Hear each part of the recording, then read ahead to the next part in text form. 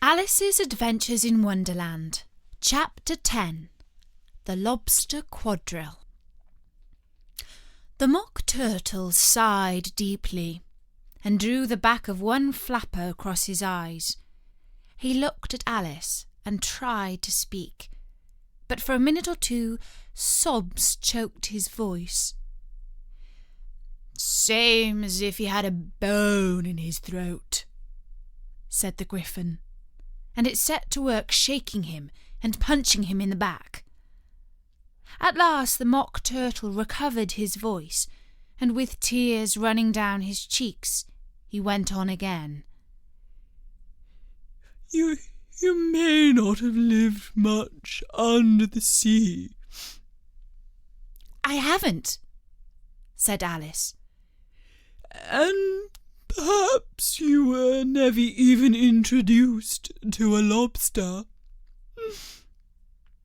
Alice began to say, "I once tasted," but checked herself hastily and said, "No, never." "So you can have no idea what a delightful thing a lobster quadrille is."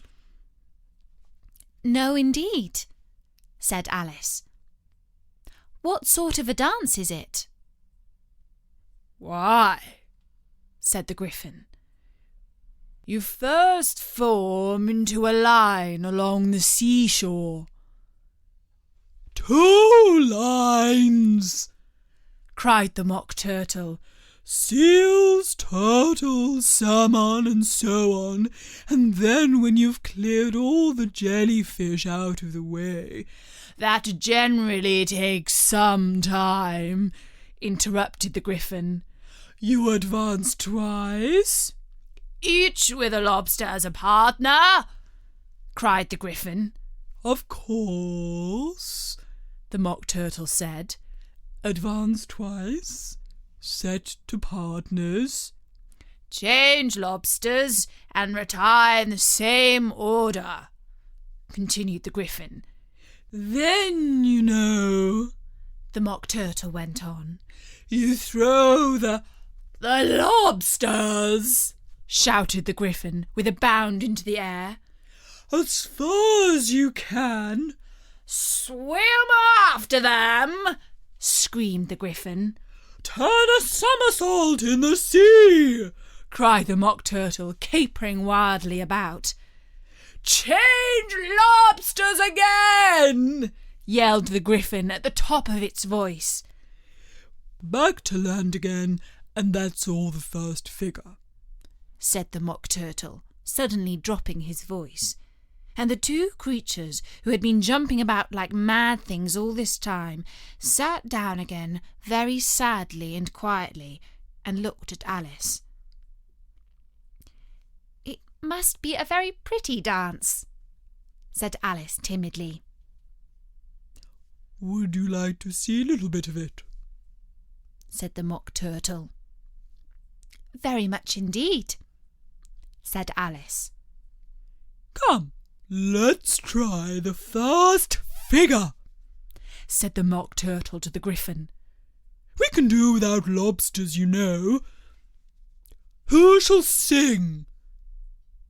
"Oh, you sing," said the Gryphon. "I've forgotten the words." So they began solemnly dancing round and round Alice, every now and then treading on her toes when they passed too close, and waving their 4 paws to mark the time, while the Mock Turtle sang this very slowly and sadly. "Will you walk a little faster?" said a whiting to a snail.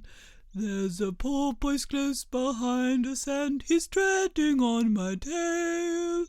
See how eagerly the lobsters and the turtles all advance. They are waiting on the shingle. Will you come and join the dance? Will you, won't you, will you, won't you, will you join the dance? Will you, won't won't you join the dance? You can really have no notion how delightful it will be when they take us up and throw us with the lobsters out to sea. But the snail replied, too far, and gave a look askance. Said he thanked the whiting kindly, but he would not join the dance. Would not, could not, would not, could not join the dance. Would not, could not, would not, could not join the dance. What matters it how far we go, his scaly friend replied. There is another shore, you know, upon the other side. They're further off from England, the nearer it is to France. Then turn not pale, beloved snail, but come and join the dance. Will you, won't you, will you, won't you join the dance? Will you, won't you, will you, won't you join the dance? Thank you. It's a very interesting dance to watch, said Alice, feeling very glad that it was over at last. And I do so like that curious song about the whiting.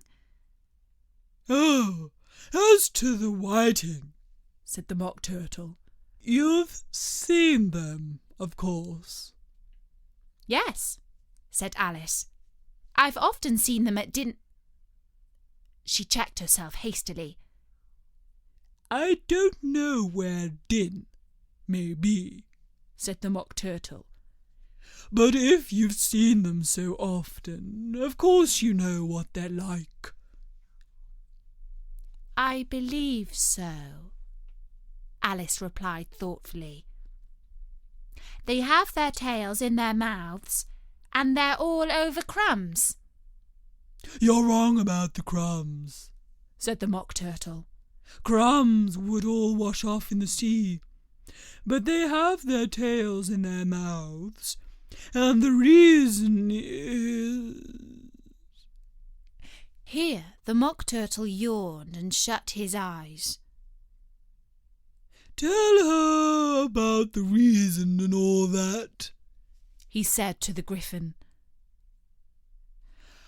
The reason is, said the Gryphon, that they would go with the lobsters to the dance. So they got thrown out to sea. So they had to fall a long way. So they got their tails fast in their mouths, so they couldn't get them out again. That's all. Thank you, said Alice. It's very interesting. I never knew so much about a whiting before. I can tell you more than that if you like, said the Gryphon. Do you know why it's called a whiting? I never thought about it, said Alice. Why? It does the boots and the shoes, the Gryphon replied very solemnly. Alice was thoroughly puzzled. Does the boots and the shoes? She repeated in a wondering tone. Why, what are your shoes done with? Said the Gryphon.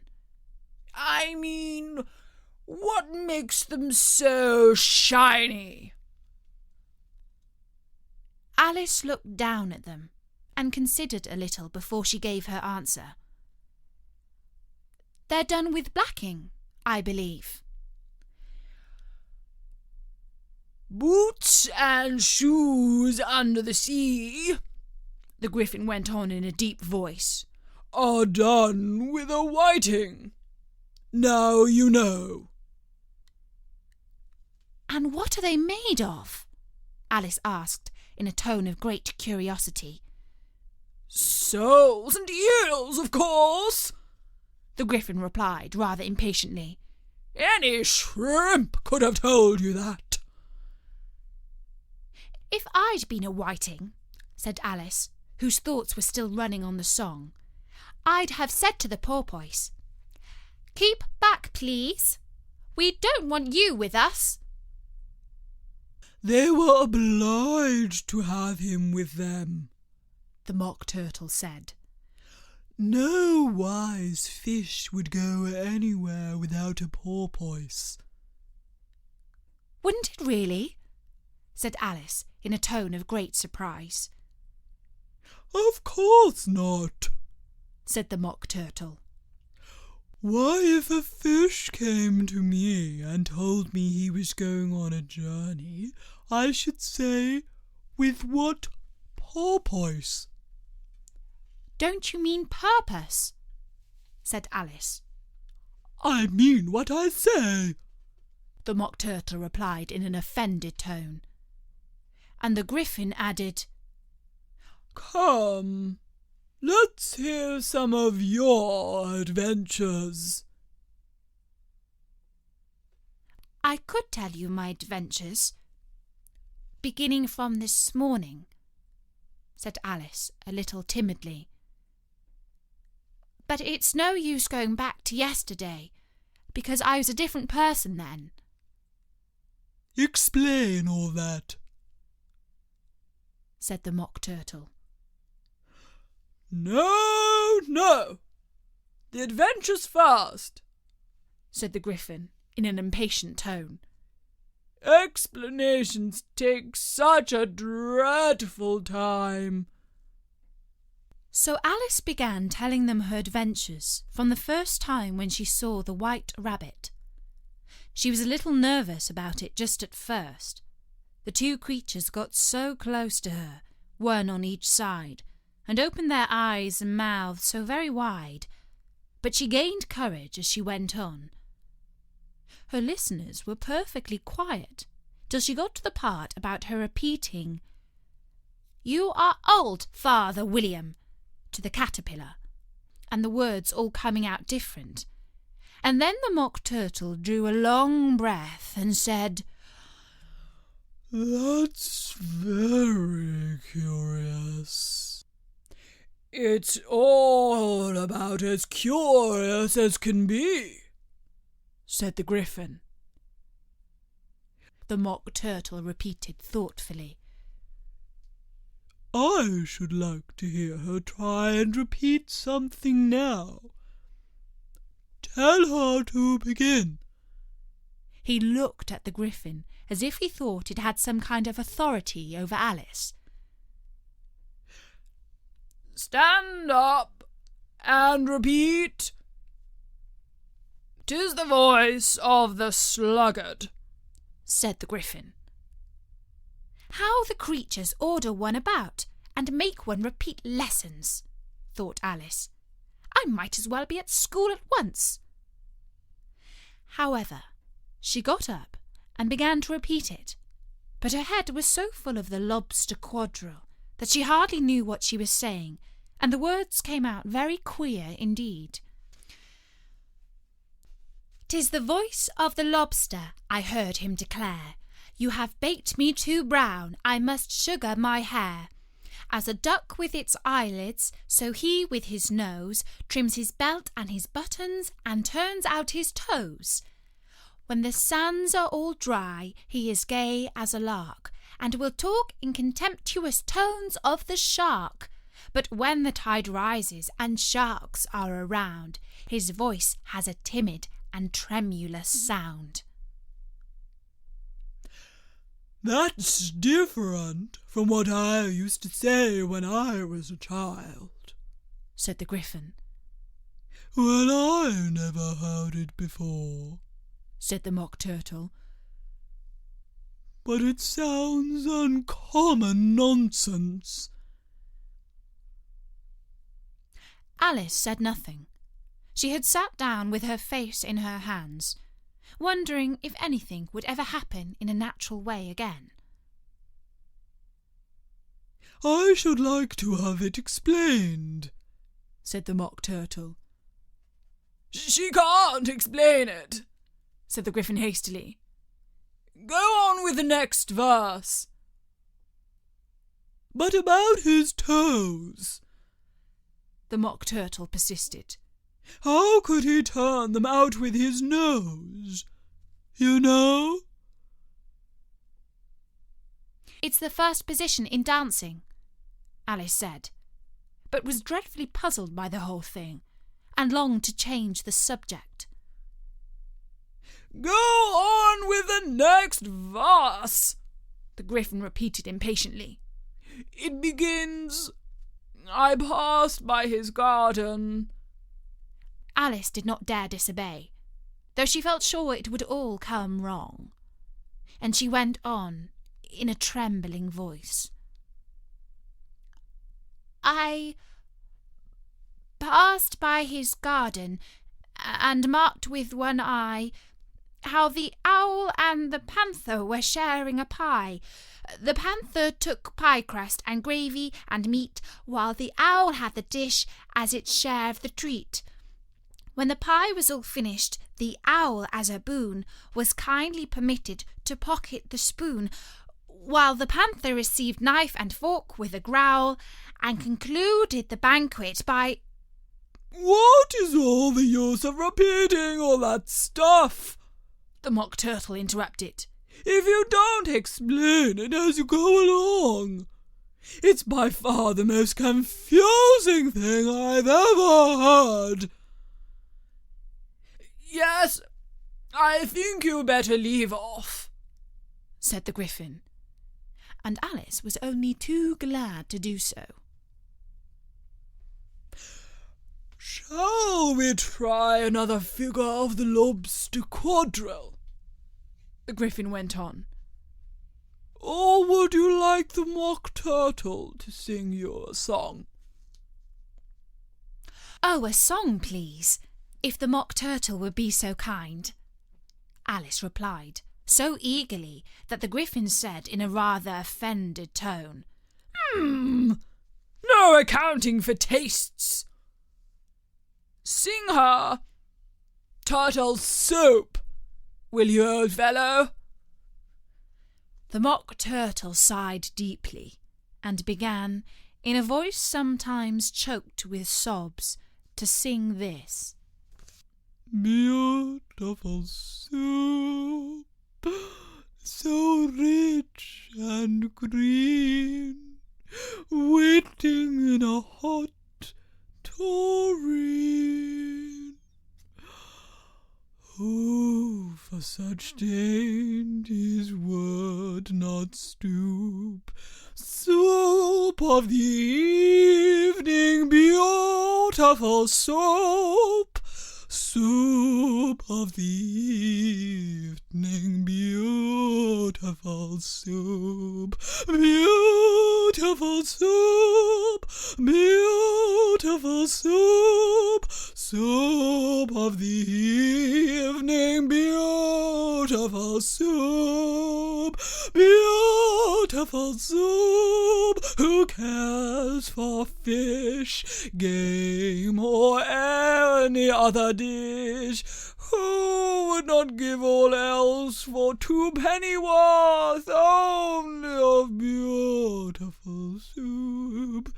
Pennyworth only of beautiful soup. Beautiful soup, beautiful soup. Soup of the evening, beautiful, beautiful soup.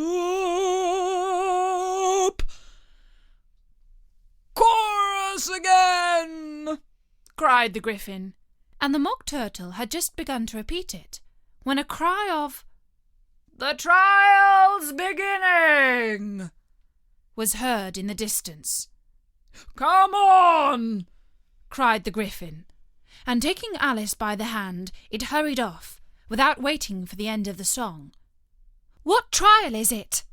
Alice panted as she ran, but the Gryphon only answered, Come on, and ran the faster, while more and more faintly came, carried on the breeze that followed them, the melancholy words, Soup of the evening, sing beautiful, beautiful